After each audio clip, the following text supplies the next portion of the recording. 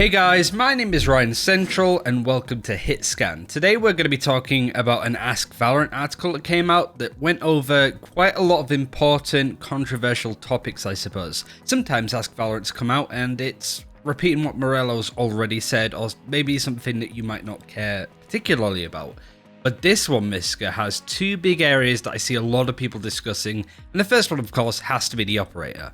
Yeah, juicy stuff in this one for sure. And yeah, the operator is a gun that's talked about a lot.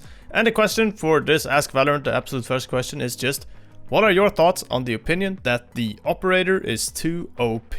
And game designer Nick Wu goes into this and talks a little bit more about their thoughts on the operator, saying that we think that the operator isn't too OP, but do believe that the feeling sometimes comes from a lack of personal agency against the weapon, for agents that don't have tools to break line of sight for themselves. Coupled with an overwhelming amount of team coordination to effectively counter an operator, we're looking into a lot of avenues to help smooth out the experience, but we do believe the operator should be powerful and should encourage a team to thoughtfully enter a space where it might be in play.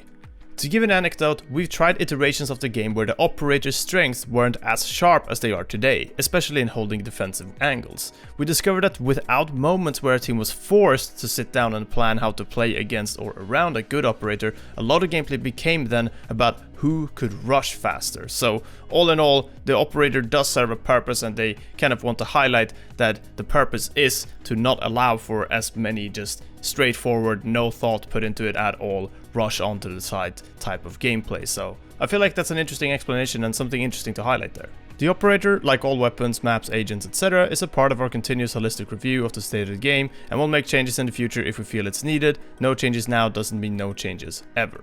That last bit I know I've heard repeated many times, the whole no changes now doesn't mean no changes ever. It's interesting they're kind of reiterating what they've said in the past though, about how they really don't think it's a problem and they don't really plan to change anything right now at all, not even tweak anything or add a scope sound or something that might seem minor but could have a bigger impact, or at least have the players feel more heard on this topic. But yeah, in a way, obviously we have been heard. They've addressed this multiple times. Morello's talked about it multiple times. I do think it's a little bit odd to mention player behavior again though without anything else. But if they got into that a little bit further, maybe people would feel more satisfied, but I've got a feeling that people aren't going to be too satisfied with this answer. Personally, I get where they're coming from. There is definitely a whole lot of mindset changes needed from a lot of players to deal with an operator, rather than just, oh, I'm going to get there first and running in and dying. You really have to kind of stop, think a little bit. Maybe you don't have an ability that you can use what maybe a teammate does, and then try to work with that instead. Yeah, it's going to be difficult, and yeah, if you don't have any communication and you're playing solo queue ranked, it's not going to be any easier, but there are ways to fix that. So interested in seeing if they do make any changes in the future, but for now, yeah, don't expect any changes, just play around it, I guess. Easier said than done though, that, right? Like, I think there's a few things at play. Like you mentioned, that you need to have coordination, and an overwhelming amount of team coordination is what Nick Wu said, and it certainly feels that way. If you're in the lower ranks, it's a very strong weapon because people aren't dealing with it in the right way, and this is why I think playing the right agents if you're solo queuing is important, because if you're playing a Sage, for example, you don't really have much to deal with an operator that's looking down like a certain line of sight, I suppose it would be. So this is like an area that I think can be problematic with, but the whole art of getting better is to learn how to deal with operators being able to like shoulder peek or jiggle peek or pull out your knife to just wide peek to just have a quick glance and then run back in. Those kind of areas can be super useful, and also in lower ranks, people aren't as good with that kind of gun.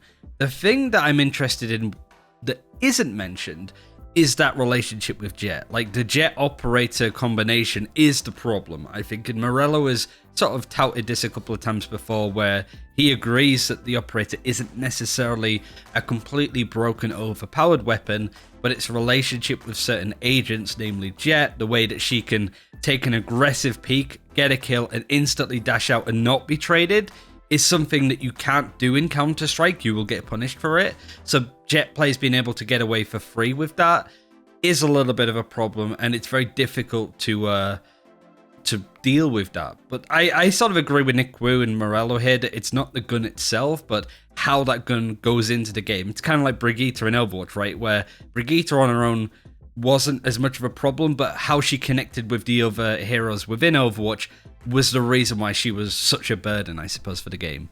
I think the more interesting area that might not be as interesting on the face of it, but once you get a bit deeper into it, you realize how integral it is the sound design. Now, we've wanted to talk about this for quite some time, and I think it was the thing that we first picked up on when we first started playing Valorant, is that sound feels off. It's hard to describe, but this was brought up in the Ask Valorant, and Peter Zinder, the audio director, actually goes into a lot of very deep detail on why things are the way that they are. I don't necessarily want to read the whole paragraph, but I feel that there's a lot of key points in here. I think the key bit, though, is that the feedback that they've got is that people have a hard time telling how far away a footstep is when they hear it. And Peter says that there is truth to this because the game optimizes to make sure that footsteps are heard as opposed to optimizing portraying distance. So they can be 2 meters away from you or just on the cusp of your audio reach where you will be able to hear them. They would roughly sound the same, because he used the example of PC bangs in like Korea and other places in Asia where the sound might not be necessarily good in those places. They want to make sure that players at least hear the footstep as opposed to how far that footstep is away. Like I said, if they're 2 feet in front of you or right on the cusp of your audio radius. And I think this is also an important aspect when you look at those core fights where there's a lot of abilities going on, a lot of ultimates, your voice chat is going crazy. They want to prioritize you hearing the footstep as opposed to how far away that footstep is. They also mentioned something, Miska, which I feel reminded me of you. It also means that players don't need to turn their audio up a huge amount to hear even the smallest amount of noise because they hear a slight footstep, which is, quite a fair way away, but that information is important. And it reminded me of you because you used to do this a lot in Counter-Strike, and I'm pretty sure you have tinnitus for it now too. Yes, and also I used to do in PUBG. This is something that I've dealt with a lot in a lot of different games, just figuring out how to sort of listen to it, I guess. Which games I have to have completely quiet surroundings for and which ones I have to have a bit more audio for.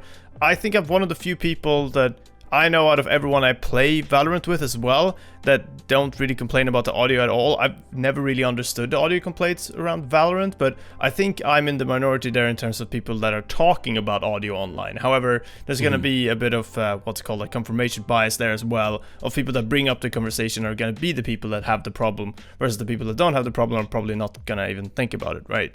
And in this case, he also adds at the end that we currently mix the game in stereo, meaning there is no difference between a sound 45 degrees to your left in front of you and a sound 45 degrees to your left in the back of you. So some people expect to be able to hear this difference, but that is not currently possible, added by Peter Zinder there towards the end. And I think that's an important thing to highlight as well, that a lot of the time when you hear audio that might be a bit in front of you or a bit behind you at an angle, you're not going to be able to hear which one it is. And that's where you're really going to have to listen for the sound cues that you hear before them, because you can also not hear the distance. You have less, or well, you can hear the distance a bit less.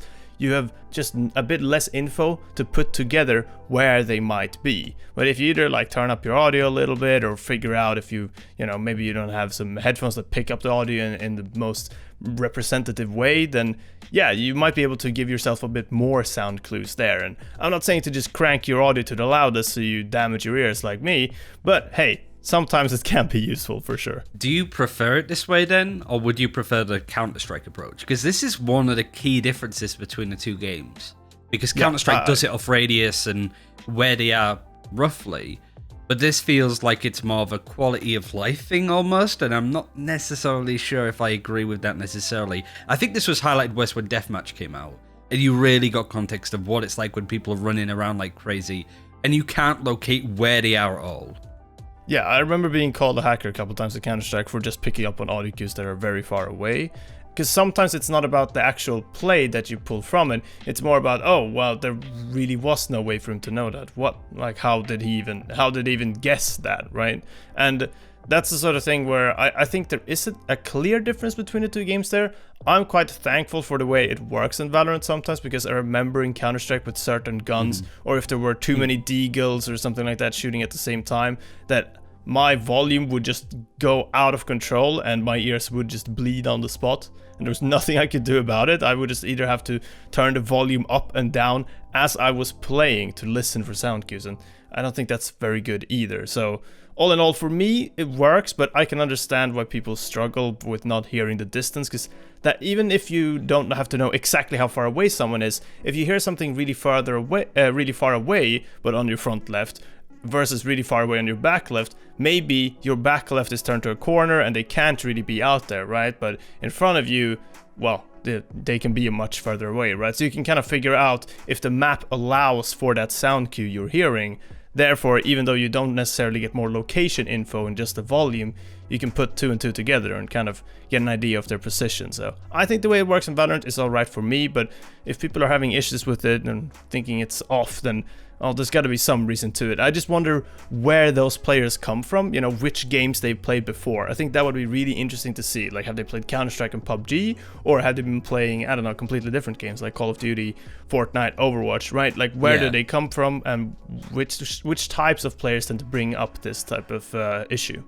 I think it's like good to highlight, I suppose it would be. Like I never thought of it this way, and having that sort of, oh, I see, I understand why it's the way that it is. And I think it's also important to highlight that there's no, much like Nick when it came to the operator saying like we may change it in the future, there's no apologetic side of this, I think, from Peter. He's just like, this is the way it is, and it seems that they have no intention in really changing it, which is quite surprising. And yeah, all in all, like if someone's running in a circle a bit further away from you versus really close to you, sometimes it can be hard to tell a bit of difference, because yeah, sound in Valorant is definitely, well, I would describe it as feeling a bit like boosted, when like louder than it should be when they are still quite far away, like right on the edge of your sound radius. So we'll see if they tweak anything over time, but all in all, as they're saying here, they're kind of explaining why it feels this way and why it might be different from other games, and depending on your environments, how you may experience it differently. But yeah, I'm happy with this reply for the audio for sure. I'm definitely happy with it too. Big topics, both of them, and because of that, we've gone on quite a lot about these areas. But like I mentioned before, these are two big areas that people complain and talk about a lot when it comes to what they want changing. So it's good of Riot to at least address them in a time that they've been relatively quiet. But hopefully things should start to pick up a little bit more balance changes that we're expecting and have been expecting for a month or so. That's everything that we wanted to go over today. Should have more videos coming out. We've got the esports scene kicking off as well, so maybe we'll talk about that some other time. But until next time, take care. We'll see you then. Bye-bye.